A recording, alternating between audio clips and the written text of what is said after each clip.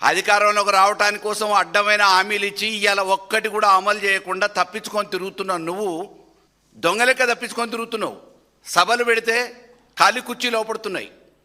ఇవాళ పక్కనున్న వాళ్ళతో భజన చేయించుకుంటున్నావు, భజనతోని విమర్శలు చేస్తూ ఉన్నావు. నువ్వు అసహనానికి గురవుతున్నావు. ఎందుకు అసహనానికి గురవుతున్నావు?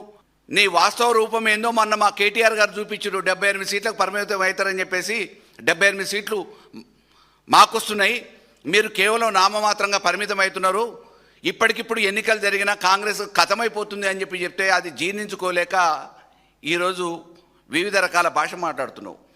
నేను కాంగ్రెస్కి ఒకటే మాట చెప్తున్నా, మీరు దేశానికి స్వాతంత్రం సంపాదించినాం, గాంధీ మహాత్ములం, గాంధీ వారసులం అని చెప్పుకుంటారు కదా. మరి గాంధీ వారసులు అయితే మాట్లాడే భాష ఏంది? ఒక ముఖ్యమంత్రి సీటుకు కూడా కలంకం వచ్చే విధంగా, ఒక తీవ్రవాది కంటే, ఉగ్రవాది కంటే, నర హంతకుడు కంటే ఘోరంగా మాట్లాడిన ఈ భాష మీద కాంగ్రెస్ ఎందుకు చర్యలు తీసుకోదు? రేవంత్ రెడ్డిని ఆ ముఖ్యమంత్రి సీటు నుంచి తొలగించాలి.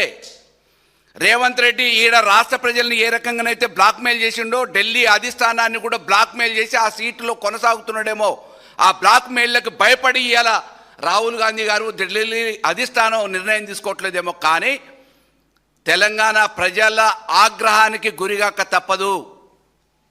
మేము హెచ్చరిస్తూ ఉన్నాం.